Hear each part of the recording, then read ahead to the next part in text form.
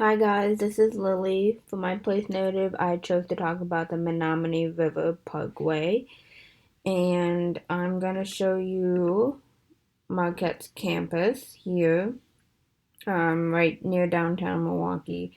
And then to get to the Menomonee River Parkway in Wauwatosa, which is a suburb of Milwaukee, it takes about a 15-minute drive westward. I chose the Menomonee River Parkway because I grew up here and I love the area. I think there's so much to learn about the environment and the human impact on the environment. So my boundaries for the project is between North Avenue and Center Street, and the length between those two main streets in Wauwatosa is about zero point 0.6 miles. So this is North Avenue, and it intersects with the Parkway. It's a main thoroughfare of the Wauwatosa area. There's one bridge up here that accommodates the river. As you can see, the brown color of the water, it flows underneath this bridge and continues this direction. Another bridge right here, you can kind of see it, accommodates the marshy area of the floodplain. So this demonstrates human movement as a result of the river's presence, as cars travel across the river and this floodplain. This is Center Street, another important street in Wauwatosa. As you can see, the street ends. The river right here, you can kind of see it in the tree, is running perpendicular to Center Street. So Center Street picks up westward, and this is Mayfair Mall. For those of you who have shopped over here, this is Blue Mountain Country Club and its golf course. Again, this is an example of how natural features impact human development in this area. This is a document that I received from the Wauwatosa Historical Society describing the Centennial Blue Mountain Golf Club and Country Club history from 1903 to 2003. It provides an aerial view of Wauwatosa looking westward. So again, this is Mayfair Mall right here, the clubhouse, the golf course, and the river should be right along here. Actually, right along here by that bunch of trees. And I want to quickly discuss the residential living in along the Menomonee River Parkway. This is important because, as you can see from the foundation of the house to the road, there is lots of lawn, and this is actually part of the floodplain, which allows water to soak in after a rainstorm or even just light drizzling. And notice that the foundation of the houses are elevated. So that is to do with development because of being very close to the river. So this is the street in front of those residential houses. This is the footpath, and the river is just beyond this planted area. And not in this particular area, but further up the Menomonee River and near the village, the Milwaukee Metropolitan Sewage District had to remove some of the development because they were built too close to the floodplain and they were concerned about damage to those houses. Okay, I'm going to move on to my presentation and continue discussing. So this is a picture on the left, shows the length of the Menomonee River in Wisconsin. And the picture on the right highlights the boundaries of the city of Wauwatosa. And as you can see by comparing these two maps, Wauwatosa does only have a small segment of the Menomonee River in the city. So quick history of Wauwatosa and its pioneering. Before settlement of eastern people. The land was owned by the Menomonee and Potawatomi tribe, and in 1831, the United States purchased the land. The land had lots of farm and rolling hills, and over time it developed into a small little town. The village of Wauwatosa was incorporated in 1892 and had a population of about 2,000 people. The village was a place of settlement because of Charles Hart. He established a mill which created attraction to settle in Wauwatosa. And this picture here is a picture of a farm that was established right on Mayfair Road in North, which is very close to the area I'm studying. Wauwatosa now has a population of about 48,000 people. The Wauwatosa Village is the main source of attraction in the area with restaurants and lots of recreational opportunities.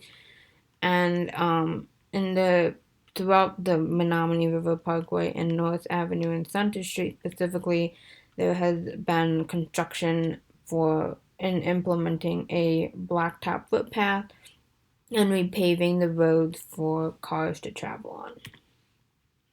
So, discussing topics from class, William Cronin mentioned ways to reduce the ecological consequences of social processes.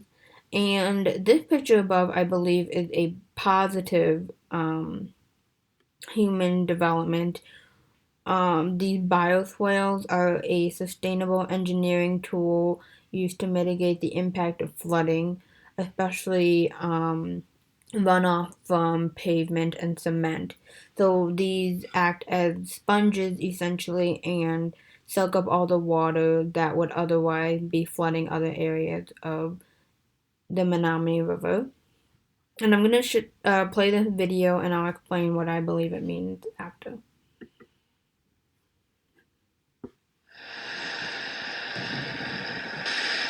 Where you see the salmon jumping waterfalls, you would think, geez, they can get over some small concrete. This 1,000 feet, there are no places to rest, so the fish don't have a chance to make it up here. The concrete was put in the 70s and 80s. There's cracks downstream. Big panels of concrete are breaking up. We determined that just putting the concrete wouldn't be a good idea. We could put in these series of pools and riffles that would allow the fish to have those resting spots and move through the steep section of the river to have access upstream. The fish that come out of Lake Michigan, they need to move upstream. They need to find places where they can actually reproduce. That's not going to happen in a concrete lined channel. It's not going to happen in this faster moving, larger water down at the bottom of the stream. They've engineered this so that northern pike can pass through. Northern pike are sort of the weakest swimmers. So if a northern pike can pass through, everything else can pass through. Walleye, salmonage, trout, sturgeon, things like that that everybody cares about. So this isn't a project that just benefits trout and salmon. It's a project that benefits everybody who likes to fish for anything that moves up out of Lake Michigan. The buzz for us is that, especially our members that live in places like Wauwatosa and places like Menomonee Falls, they're looking at this and they're saying, hey, I'm going to be able to fish in that park, that publicly accessible area right in my own backyard, and I'm going to be able to catch salmon and trout right there. Absolutely excited about it. This was the key. This is the linchpin. If the fish can get through here, that opens up all those other access points. There's about 37 miles of streams that'll be accessed. About 20 miles of the Menomonee River up to Menomonee Falls will be accessible by salmon, trout, walleyes, and smallmouth bass. It's absolutely exciting. Okay, so I believe that this video demonstrates the impact of what naturalizing the river consists of and how a change in engineering thought and action will allow for different activity in humans and animals. So, as I was stating, the thinking in the 60s caused damage to fish migration despite trying to improve flood carrying capacity. So, it's a demonstration of how social behavior impact natural development in the river.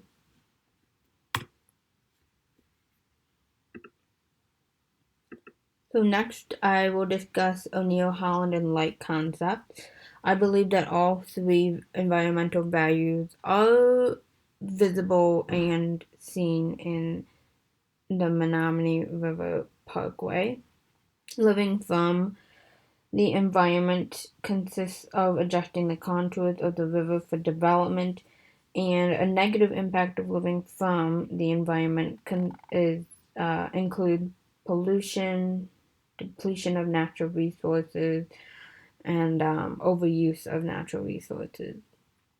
Living in the environment, an obvious answer is recreational use, as seen from the fishing, and there's kayaking, and this is a recreational soccer field that is used a lot.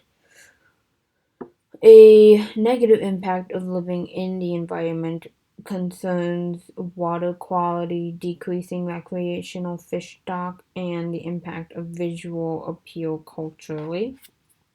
Living with the environment is not as evident, however, it's still important in terms of nature conservation, to preserve habitats and ecosystems, and to maintain resources and aesthetic. So, Ostrom concepts are applied to the Menomonee River Parkway, and the common resource pools evident in the Menomonee River Parkway consist of fish, as you see in the walking trails for hiking, biking, kayaking in the river. People who love wildlife can go and bird watch and observe nature. Um, as you can see, these are rocks placed along the shoreline here. And this is, I believe, wood platforms along the shoreline vertically. These were placed by, I believe, Milwaukee river keepers to prevent erosion, and they have to be placed carefully so the elevation of the water does not increase, which could add to flooding consequences. And in a couple different areas of the river, there are rocks placed in the middle of the river, which I'm not sure are deliberate, but they could be there for slowing down the river's current. So I want to discuss the human interrelationship. There are many monitoring parties that take place in the maintenance of the Menomonee River, and including other rivers and the lake. So some of those include the Milwaukee Metropolitan Sewage District, Milwaukee River Keepers, the county, and of course community support. So monitoring and provisional mechanisms are very important, as they help maintain a buffer between the river and the trail and the road. It also consists again of placing rocks along the riverbank to prevent erosion, conduct water quality measurements to ensure the health of the water for fish, cleaning up human waste and harmful activities.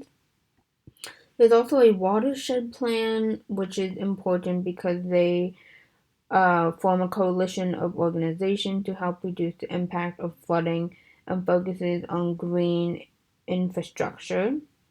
Again, protecting the shorelines and ensuring the river is receiving the right nutrients. I wanted to end this presentation by by explaining how we can put what we've learned into action. So for individuals, we can preserve the environment by considering using rain gardens, rain barrels, planting native plants, learning about how to use pesticides appropriately. Again, I did mention Mayfair and Blue Mound. They are developed in the area, I think in the 60s for the Blue Mound Country Club in Mayfair in probably the early 80s. And there's, as you probably know, there's a lot of pavement, and they can hopefully use rain drainage mechanisms and roof gardens to prevent runoff into the river. And of course, the county and other organizations can implement and enforce sustainable practices, consider sustainable engineering plans that prolong the life of plants and animals, and allow for resource availability. And on everyone's part, we can always do more to raise awareness and educate people. Thank you for listening to my presentation, and I hope that you learned lots about the Menomonee River Parkway.